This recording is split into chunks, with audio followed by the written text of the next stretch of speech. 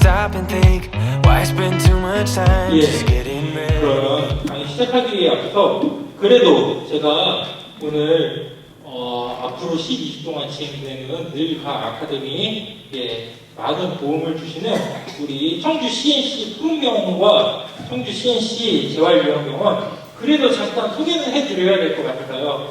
청주 CNC 이번 늘가 아카데미 프로그램을 지원해 주시는 청주 CNC 푸른병원과 CNC 재활요양병원은 여기 우리 가까운 강서동 고속버스 터미널 바로 맞은편에 위치하고 있고요. 요양병원이 아닌 2차 의료기관으로 운영이 되고 있습니다. 그래서 어르신들의 발병 6개월 이내에 보다 적극적인 재활치료를 통해서 환자들의 재택복귀를 1차 목표로 하는 병원이고 현재 충북에서 유일하게 간호, 간병, 통합 서비스 중 뇌졸중, 중추신경계 환자들을 대상으로 하는 재활병동을 운영하고 있습니다. 맞나요, 원장님? 예, 제가 잘 설명을 해드린 건가요? 예, 앞으로도 우리 청주 CNC 푸른병원과 재활요양병원에 많은 관심 가져주시기를 부탁드리고요. 앞으로 진행되는 총 12주간의 강의 프로그램 중 오늘 그 첫 번째 순서입니다. 예, 오늘 개강 특강을 해주실 강사님 모시도록 하겠습니다. 어르신들의 뇌졸중 예방을 위해 귀한 시간 내주신 청주 CNC 재활요양병원의 신경과의 재직 중이신 권소연 과장님을 큰 박수로 앞으로 모시도록 하겠습니다. 네, 안녕하세요. 저는 CNC 재활요양병원 신경과 전문의 권소연입니다. 네, 반갑습니다. 네, 제가 여러분께 오늘 말씀드릴 내용은 뇌졸중의 예방과 치료에 대한 내용입니다. 그래서 많이 뇌졸중이라는 단어를 많이 들어보셨을 테고 요즘 텔레비전이나 인터넷 같은 매체를 통해서 많이 건강 정보를 접하시다 보니까 많은 내용을 알고 계실 거라 생각이 들기는 하는데요. 다시 한번 알고 계시는 내용들을 좀 확인하고 그럴 때 어떻게 대처를 해야 되는지 당황하지 않고 하실 수 있도록 좀 설명을 드릴 거고요. 처음 뇌졸중의 전반적인 내용에 대해서 설명을 드리고 그리고 예방과 치료에 대해서 간단하게 설명을 드리도록 하겠습니다. 네, 지금 글이 잘리긴 했는데요. 뇌입니다. 위에 써 있는 건 뇌고요. 뇌가 왜 중요할까요? 혹시 우리 몸 장기 중에 중요하다고 생각되는 장기는 어디가 있으세요? 네, 저희 끝에 손 드신 대장. 네. 저는 사실 심장이나 이런 데를 먼저 말씀하실 거라고 생각을 했는데 심장은 보통 사람들이 심장을 부여잡고 쓰러지기도 하시는 걸 많이 보시고 그러셨을 텐데 심장은 우리 몸 곳곳으로 피랑 산소를 공급을 해주고 만약에 심장이 일을 못한다고 하면은 바로 사망을 하게 되거든요. 그래서 심장도 중요한 역할을 하고 폐는 우리가 숨을 쉬어야 되기 때문에 폐도 중요한 역할을 합니다. 그러면 뇌는 어떤 역할을 할까요? 뇌는 사실 지금 제가 여러분 앞에서 이렇게 말을 하고 팔다리를 움직이고 내가 어떤 걸 해야겠다 생각을 하고 이런 것들을 사람이 사람답게 살아갈 수 있도록 해주는 역할을 하거든요. 네, 그래서 뇌는 사실 지금 간단하게 옆에서 보이는 그림으로 이렇게 갖고 왔는데 이 앞쪽이 이마 부위라고 생각하시면 되고 이 뒤쪽은 뒤통수입니다. 그래서 옆쪽에서 봤을 때 여기 노랗게 생긴 부위가 앞쪽이 되고 약간 보라색으로 보이는 부위가 뒤통수가 됩니다. 그래서 전두엽 이렇게 노랗게 되어 있는 전두엽이라는 부위는 예를 들어서 내가 배가 고프다라는 생각이 들었을 때 배가 고프면 밥을 해서 먹을지 아니면 조금 기다렸다가 밥 때가 되면은 밥을 해 먹을까? 아니면 좀 지금은 우선 간단하게 요깃거리를 하고 이따가 가족들이 오면 밥을 먹고 할까? 이런 것들을 생각을 하고 그거에 맞춰서 계획을 하고 실행에 옮기는 그런 역할들을 하고 사람의 성격이랑도 좀 관련이 있거든요. 그래서 이 노란색 부위에 전두엽이라고 하는 부위가 손상이 되면은 사람이 아무것도 안 하려고 하고 가만히 누워 있는다든지 뭐 밥을 옆에서 떠먹여 주려고 해도 밥을 안 먹으려고 하고 이런 이제 상황들이 생길 수도 있고 어떤 사람은 얌전하던 사람이 갑자기 사람이 변해서 뭐 누군가를 공격적으로 대한다든지 사람의 성격이 변한다든지 보통 옛날에 이제 치매 걸리신 분들이 뭐 사람이 갑자기 변하는 경우가 있잖아요. 그런 경우에는 이런 전두엽에 문제가 있었을 가능성도 있습니다. 그리고 여기 이렇게 약간 분홍색으로 있는 이 부위는 팔다리 운동과 감각을 담당을 하게 되거든요. 그래서 대부분 좀 알고 계실 수는 있는데 우리 사람의 뇌와 팔, 다리는 반대로 작용을 합니다.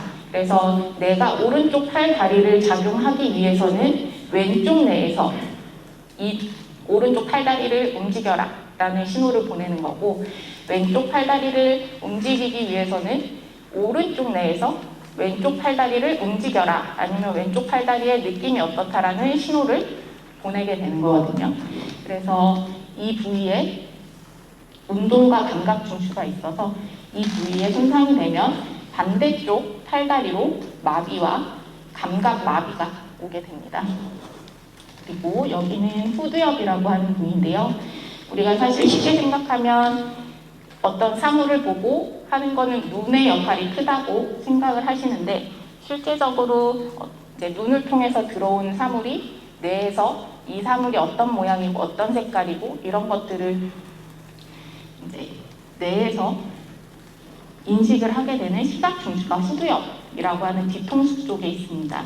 그래서 후두엽 쪽에 이상이 생기면은 정면을 봤을 때 어느 반이 안 보이고 제가 여러분을 봤을 때 전체가 다 잘 보여야 되는데 가운데를 중심으로 이쪽 분들이 안 보이고 여기 왼쪽에 계시는 분들만 보이는 경우도 있고요. 아니면은 이제 반대로 이쪽 왼쪽에 계신 분들은 잘 보이는데 오른쪽에 계시는 분들이 잘 안 보인다든지 아니면 모자이크 모양은 뭐 뜨문뜨문 보이게 된다든지 그런 식으로 보이는 거에 이상이 생길 수가 있습니다.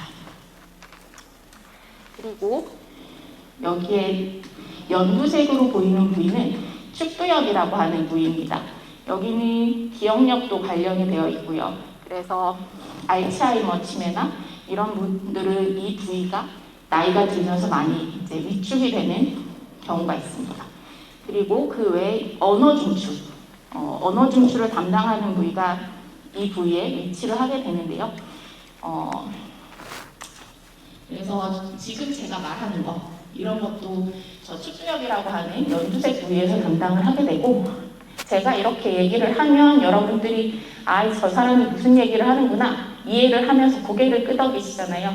그래서 상대방의 말을 이해하는 그런 이제 언어 중추도 이 축두엽이라고 하는 부위에 위치를 하게 됩니다. 그래서 이 부위가 망가지게 되면은 갑자기 사람이 말을 못하고 제가 지금 이렇게 말을 하다가 저 축두엽 부위에 언어 중추에 뇌경색이 생기게 된다고 하면은 말을 못하고 그냥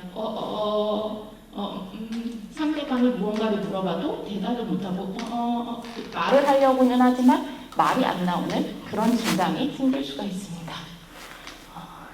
그리고 이렇게 해서 알록달록하게 있는 이 위에 있는 부위가 대뇌라고 하는 부위고요. 이 아래쪽에 갈색은 소뇌라고 하는 부위입니다. 소뇌는 우리가 하는 행동, 이제 운동들에 대해서 조화롭게 할 수 있도록 해주는 역할을 하고 이 부위에 이상이 생기면 어지럼증이 발생을 하고 어지럼증이 발생을 하면서 술 취한 사람처럼 갈직사로 막 왔다 갔다 하면서 걷게 되는 증상들을 나타낼 수가 있고요. 사실 어지럼증은 고령 환자분들에게 고령인 분들에게 노년 환자분들에게 좀 어지럼증은 자주 나타나기는 하는데 어지럼증 자체가 꼭 무조건 뇌의 문제라고 보기는 어렵고요. 이제 뭐 한두 번 경험하신 분들도 있을 거라 생각은 드는데 뭐 이석증이다, 달팽이가 문제다 이렇게 해서 어지럼증을 경험하신 분들도 있고 그런 경우는 머리 문제는 아니고 이제 귀 쪽 문제에서 기인하는 어지럼증이고요. 그런 경우에는 이제 걸을 때 보행장애가 심하게 나타나지는 않습니다. 근데 이제 손에 이상이 생기는 경우에는 어지럼증과 함께 걷는 게 힘들어지고 한쪽으로 계속 몸이 기울어진다든지 술 취한 사람처럼 왔다 갔다 갈짓자로 걷게 되는 증상들을 보일 수가 있습니다. 네. 그래서 이제 이렇게 뇌는 여러 부위로 나뉘어져 있으면서 각자 역할을 하게 되고 이 중 어느 한 부위가 손상이 되고 병변이 생긴다고 하면 그 부위가 담당하는 기능들이 망가지게 되면서 증상이 생기게 되는 겁니다.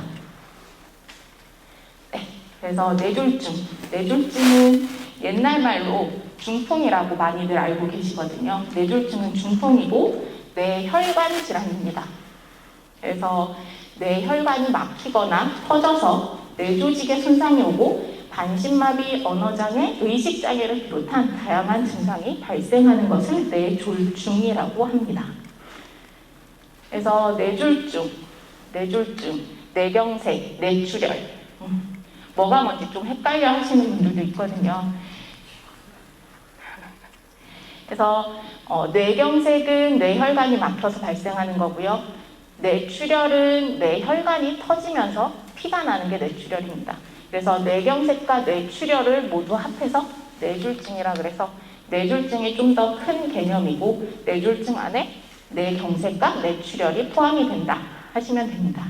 그래서 뇌졸중은 갑작스럽게 뇌가 망가져서 기능을 하지 못하는 것을 의미를 하게 되고 이 졸자가 갑자기 사람 졸도한다 이런 갑자기 쓰러지는 것 그때도 졸이 들어가는 것처럼 이 졸자는 갑작스러운 그런 상황들을 이야기를 합니다. 그래서 이제 뇌경색과 뇌출혈에 대해서 살펴볼 텐데요. 뇌경색을 먼저 보도록 하겠습니다.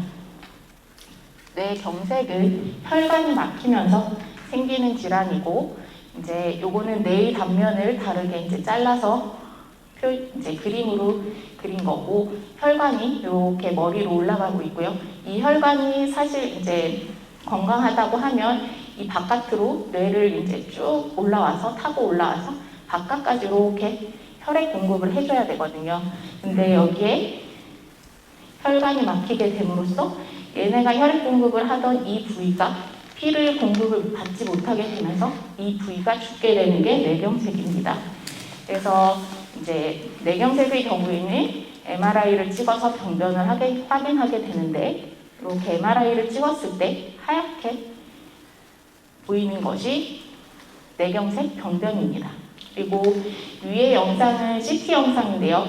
CT에서는 사실 이제 여기서는 좀 흐릿하게 보이긴 하는데 다른 부위보다 좀 더 강하게 좀 더 진한 회색으로 보이는 이 부위가 뇌경색이 발생한 부위입니다.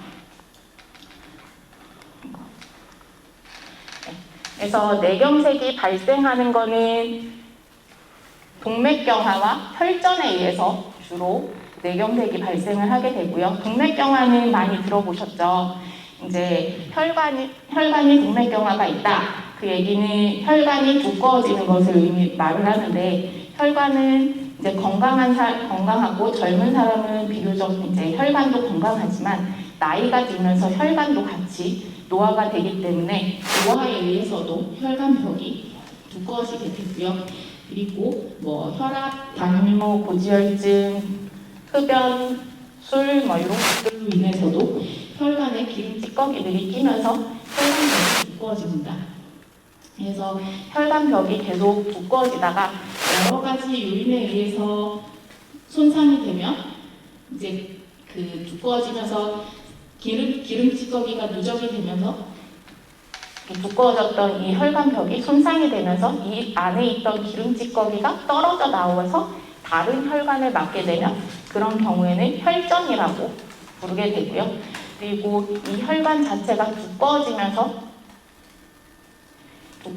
여기가 완전히 꽉 막히게 되면 그런 경우에는 동맥경화에 의한 뇌경색으로 이야기를 합니다. 그래서 뇌경색의 가장 흔한 원인은 뇌혈관의 동맥경화 그리고 혈전에 의한 혈전에 의한 뇌경색이 발생할 수 있는데 혈전은 다른 이제 뇌가 아닌 다른 혈관에서도 혈전이 날라올 수 있지만 가장 흔한 원인은 심장에서 발생할 수가 있습니다. 건강한 심장은 쿵쾅쿵쾅 제 기능을 잘 하면서 잘 뛰지만 심장병이 있거나 부정맥이 있으신 분들은 심장이 잘 기능을 못하면서 제대로 건강하게 뛰지를 못하면서 심장에 피가 고이면서 삐딱딱지가 형성이 되고 걔네가 이제 심장이 일을 하는 중에 다른 곳으로 날아가면서 특히 뇌로 날아가게 되면서 뇌혈관을 맞게 되면 그게 이제 심장에서 만들어진 혈전에 의한 뇌경색이 발생하게 됩니다. 그래서 심장병이나 부정맥이 있으신 분들은 뇌경색이 같이 이제 발생할 확률들이 높아지게 되죠. 그리고 이제 뇌출혈입니다. 뇌출혈은 혈관이 터지면서 피가 나오는 거고, 피가 나오게 되면 CT상에서 이렇게 하얗게 보이게 되고요. 그리고 뇌출혈은 두 가지 가장 흔한 원인이 있습니다. 고혈압에 의해서 뇌내출혈이 발생하는 경우가 있고요. 뇌동맥류에 의한 뇌지주막하 출혈이 있을 수 있습니다. 그래서 고혈압은 환자분들이 이제 약을 잘 드시고 하면 크게 문제는 없지만 혈압 관리 잘 안 하시고 계속 혈압이 높은 상태로 유지가 된다고 하면은 혈관도 압력에 의해서 손상을 받으면서 이렇게 뇌 안에 출혈이 생길 수가 있습니다. 그리고 뇌동맥류에 의한 뇌지주막하 출혈은 평상시에는 증상이 없다가 갑자기 길 가다가 뒷목 잡고 쓰러진다든지 그런 분들이 이제 종종 뇌지주막하 출혈인 경우가 많은데요. 이제 정상적인 혈관 옆쪽으로 꽈리처럼 이렇게 동그랗게 튀어나온 이 부위가 갑자기 터지면서 뇌출혈이 발생을 하게 됩니다. 그래서 이거는 뇌동맥류는 보통 선천적인 경우가 많아서 아니면 가족력이 있는 경우가 많아서 내 가족 중에 누가 뇌동맥류로 출혈이 있었던 적이 있다. 아니면 뇌동맥류를 진단받은 적이 있다 하면 이제 한 번쯤은 뇌혈관을 보는 검사를 해보시는 것을 권유드립니다. 그래서 뇌졸중은 전 세계 인구 한 6명 중에 1명은 자신의 일생 중에 뇌졸중을 경험을 한다고 합니다. 그리고 6초에 1명씩 뇌졸중으로 사망을 하고 2초에 1명씩 뇌졸중이 발생을 하고 그리고 매년 세계적으로 1,500만 명이 뇌졸중 환자가 발생을 하고 이런 수치들의 뇌졸중 환자들이 발생을 하는 상황입니다. 그래서 우리나라 실정을 보면은요, 한 해 약 10만 5천 명의 뇌졸중 환자가 발생을 하고 그 말은 5분에 1명씩 뇌졸중 환자가 어디에선가 이제 발생을 하고 있다고 합니다. 그리고 20분에 1명씩 뇌졸중으로 사망하는 환자들이 있다고 합니다. 그래서 지금 제가 5분 넘게 우선은 강의를 했으니까 어디선가 한 명의 뇌졸중의 환자가 발생하였을 수도 있습니다. 이거는 질환별로 사망률을 본 건데요. 우선 이제 맨 위에 있는 암은 매년 암으로 인해서 사망률이 증가를 하고 있고요. 뇌혈관 질환은 점점 사망률이 감소하고 있습니다. 이거는 뇌졸중으로 죽는 경우는 사실 이제 점점 감소하고 있고 뇌혈관 질환으로 죽지는 않지만 그만큼 장애와 후유증을 안고 살아갈 수 있다는 것을 의미하거든요. 그래서 뇌졸중 이후에는 환자분이 장애를 갖고 지내시기 때문에 건강 수명이 단축이 되게 됩니다. 그래서 이제 젊으신 환자분들 같은 경우에는 80세까지 건강하게 살 수 있었다 하면은 건강 수명이 한 4, 5년 정도 단축이 된다. 이런 통계가 있더라고요. 그래서 뇌졸중을 앓고 나서 이제 건강한 노년으로 지낼지 아니면 장애를 안고 살아갈지 이거를 판가름 해주는 거는 증상이 생겼을 때 빠르게 응급치료를 받으시는 것이 가장 중요합니다. 그래서 어떤 증상이 내가 뇌졸중 증상인지 알고 계시고 뇌졸중 증상이 생겼을 때 나뿐만 아니라 내 주변에 누가 어떤 이상한 증상이 생겼을 때 바로 응급조치를 취할 수 있도록 병원으로 모시고 가는 것이 가장 중요합니다. 그래서 여러분들이 얼마나 뇌졸중 증상을 잘 알고 계시는지 하나씩 설명을 드릴 건데요. 우선 손발이 저리다, 손발이 시리다, 뒷목이 뻐근하다, 눈꺼풀이 실룩거린다, 손이 떨린다. 이런 증상들은 뇌졸중 증상일까요? 네? 맞아요. 뇌졸중 증상이 아닙니다. 이 증상들은 뇌졸중 증상은 아니고요. 손발이 저리다는 사실 좀 애매할 수는 있는데 만약에 얼굴, 팔, 다리 해서 편측으로 다 저리다고 하면은 뇌졸중 증상일 가능성은 있기는 한데요. 보통 손발이 저린 경우는 당뇨 말초 신경병증이신 분들이 손발이 이제 양쪽으로 저리다고 하시는 경우가 있거든요. 그런 경우에는 이제 뇌졸중 증상은 아니고요. 그리고 손발이 시리다. 이거는 뭐 혈액순환이 잘 안 되거나 아니면 관절염이 있으신 분들이 이제 무릎이 시큰시큰하다, 어디가 시큰시큰하다, 뭐 시리다 이렇게 표현을 하시거든요. 이것도 뇌졸중 증상은 아니고 뒷목이 뻐근하다, 눈꺼풀이 시들룩거린다, 손이 떨린다. 이것도 다 뇌졸중 증상은 아닙니다. 손이 떨리는 거는 이제 가족력이 있거나 그러신 경우에는 본태성 떨림이라고 해서 이제 가족력에 있는 이제 그냥 큰 이상은 없는 떨림이 있는 경우가 있고 아니면 파킨슨병도 많이 들어보셨을 텐데 파킨슨병에 의해서 떨림이 있는 경우도 있거든요. 뇌졸중에 의해서 손이 떨리거나 하지는 않습니다.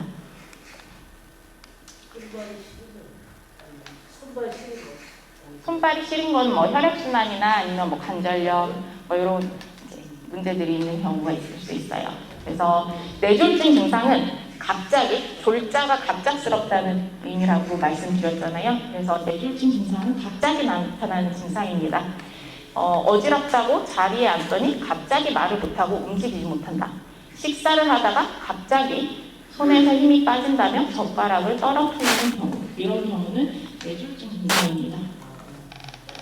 그래서 뇌졸중 증상을 이제 대표적인 뇌졸중 증상을 세 가지 말씀을 드릴 텐데요. 우선 안면마비입니다. 뇌졸중으로 인한 안면마비를 확인하기 위해서는 우리가 뭐 웃음 지어 보세요, 아니면 크게 이해 보세요 하면은 이제 입술의 모양이 좌우가 다르다고 하면 안면마비를 의미를 하거든요.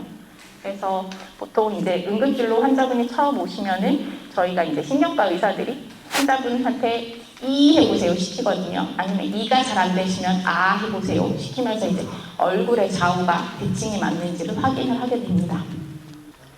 근데 사실 여기서 안면마비 증상은 주의해야 될 게 뇌졸중으로 인해서 안면마비가 오는 경우가 있고요. 말초신경성 안면마비가 있는데 말초신경성 안면마비는 구안화사, 와사풍 이렇게 불리는 이제 질환입니다.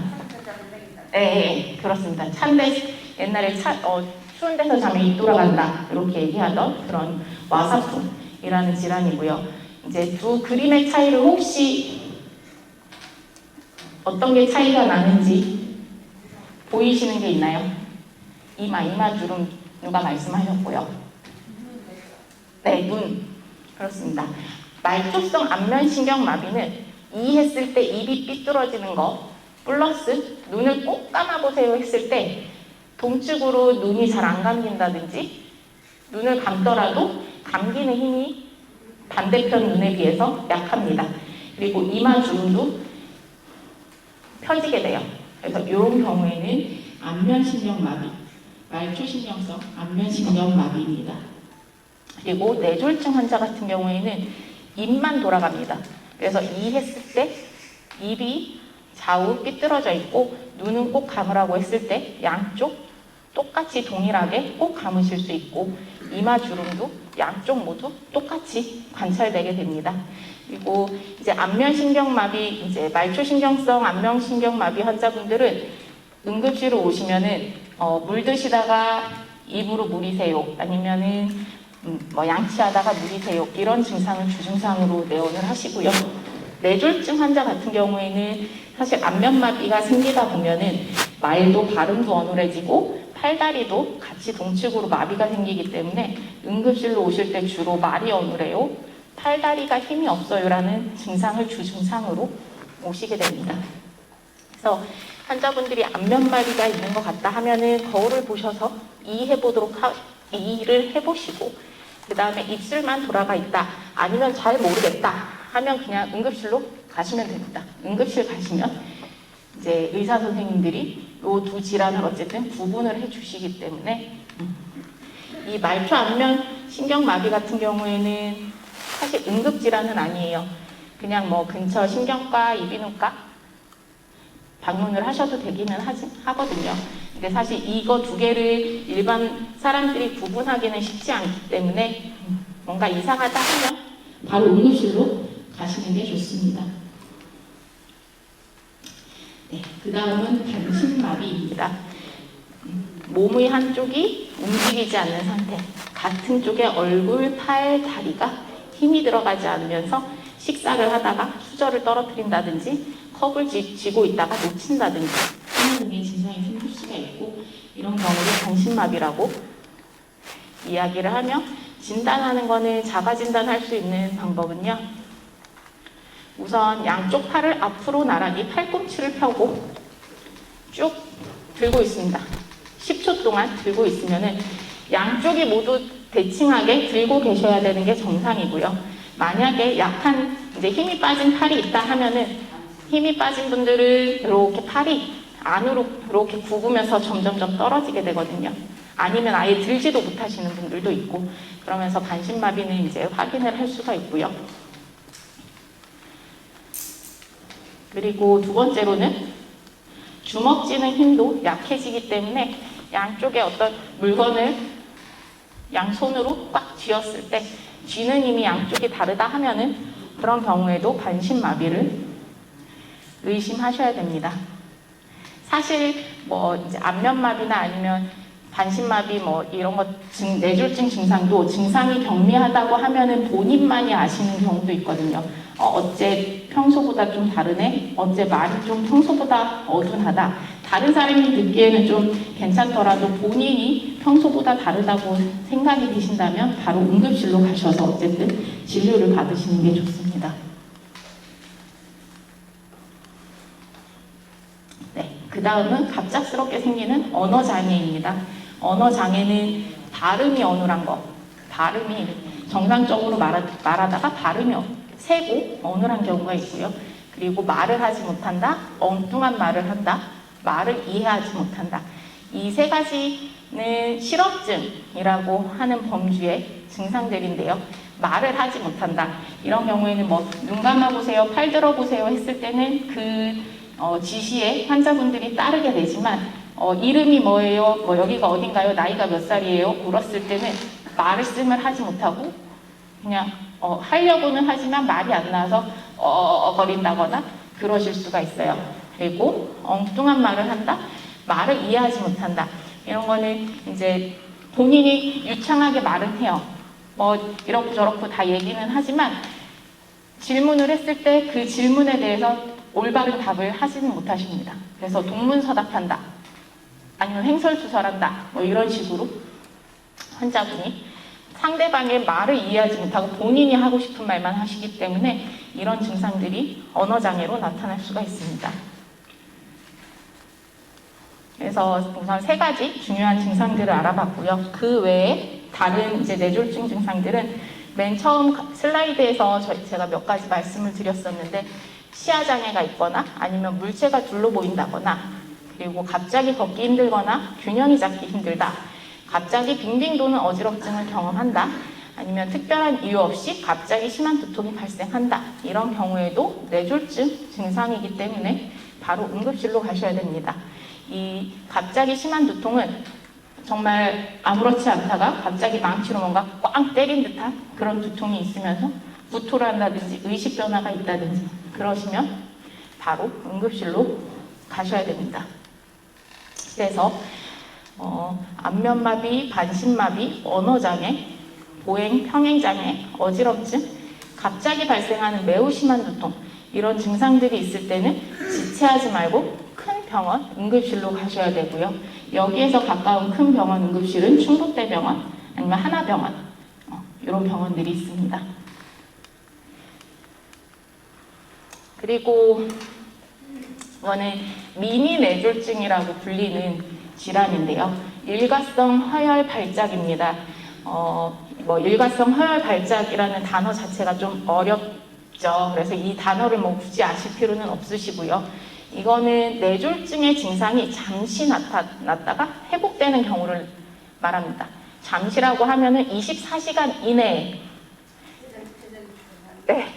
팔에 팔다리 힘이 빠졌다가 갑자기 또 이제 좋아지고 말이 어눌했다가 다시 또 좋아지고 그런 증상이 짧게는 5분, 10분 이렇게 있다가도 좋아지시는 분들도 있고요. 1시간 지속되다가 좋아지시는 분들도 있고 이렇게 증상이 나타났다가 회복되는 경우를 일과성 허혈 발작이라고 하고요. 이건 뇌졸중의 전조 증상입니다. 그래서 이제 이 일과성 허혈 발작을 경험하신 분들은 일주일 이내에 뇌졸중이 발생할 확률이 10% 정도 되고 그래서 이제 뇌졸중으로 진행할 수가 있고 뇌졸중으로 진행을 한다면 마비가 지속될 수 있기 때문에 이 경우에도 증상이 좋아졌다고 하더라도 바로 병원으로 가셔서 진료 받으시고 검사 받으시고 약 처방 받으시고 치료 받으셔야 돼요. 네, 이제 거의 끝나가는 것 같은데요. 이제 예방입니다. 예방은 너무 다 잘 알고 계시는 내용이시고요. 그렇지만 다시 한번 점검을 하도록 하겠습니다. 첫 번째는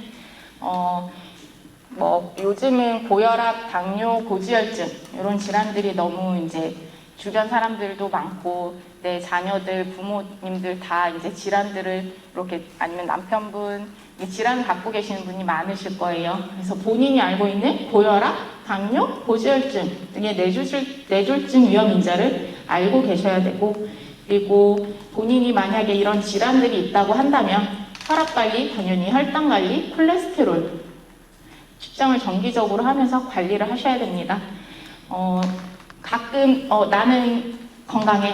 굳이 나는 이제 검사 안 해도 되고 나는 건강한 사람이야 이러면서 이제 이런 관리들을 안 하시는 분들이 있거든요. 자만하시면 안 됩니다.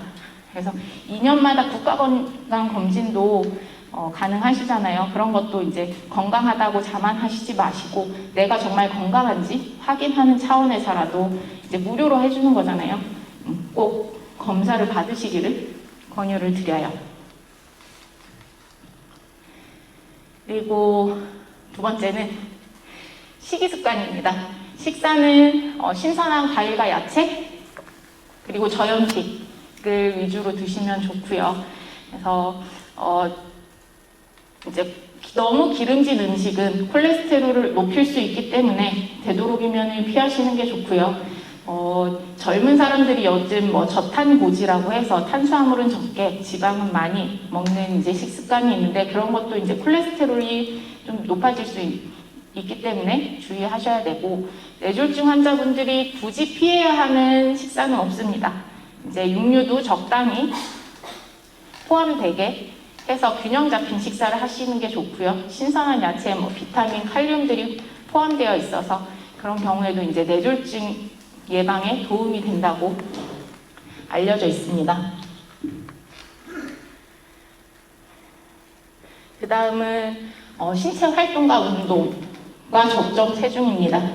신체 활동은 매일 하루 한 번 30분 이상, 일주일에 3번 이상 하시면 되고요. 신체 활동과 운동은 치매 예방에도 도움이 되기 때문에 이제 가볍게 산책한다 생각하시고 운동을 하시면 되고요.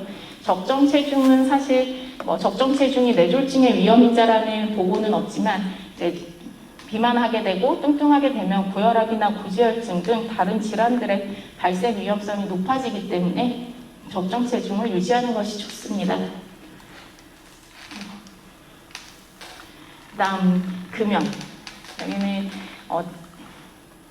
남성분이 안 계셔서 담배 피시는 분은 안 계시겠지만 흡연은 흡연 자체로도 담배 자체로도 혈관 손상을 주고 동맥경화를 일으키기 때문에 담배는 끊으시는 게 좋고요. 젊은 뇌경색 환자분들 중에 뇌경색의 원인이 흡연으로 인한 동맥경화로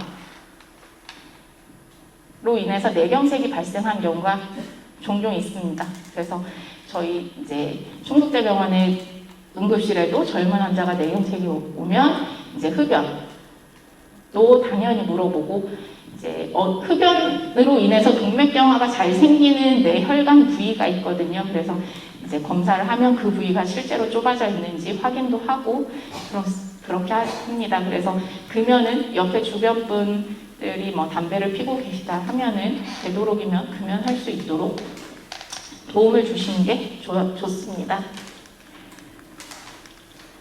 그리고 과음을 하지 말자. 술은 사실 하루에 한두 잔이는 괜찮다고 이야기는 하지만 한두 잔이 먹다 보면 한두 병이 되고, 저도 이제 조금만 마셔야지 하다가 이제 양이 늘고 이러기 때문에 술은 되도록이면은 안 드시는 게 좋고, 먹더라도 너무 과음하거나 포금하지 마시고요. 술을 많이 마시게 되면은 뇌출혈이 특히 좀 잘 생긴다고 보고가 되고 있어요. 그 다음은 이제 예방은 다 끝났고요.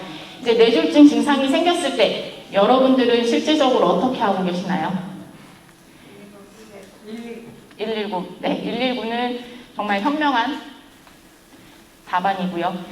가끔 응급실에서 어떤 분들이 오시면은 뇌졸중 증상이 있었는데 집에서 손을 땄다, 아니면 우황청심환을 먹었다, 아니면 한의원 가서 이제 침치료를 받았는데 증상이 좋아지지 않는다고 하셔서 내원하시는 경우가 종종 있습니다. 그래서 이런 이제 손을 따고 팔다리를 주무르고 우황청심환을 먹는 거는 뇌졸중의 치료는 아닙니다. 그래서 뇌졸중의 증상이 생기면은 이런 행위들을 굳이 하실 필요는 없으세요.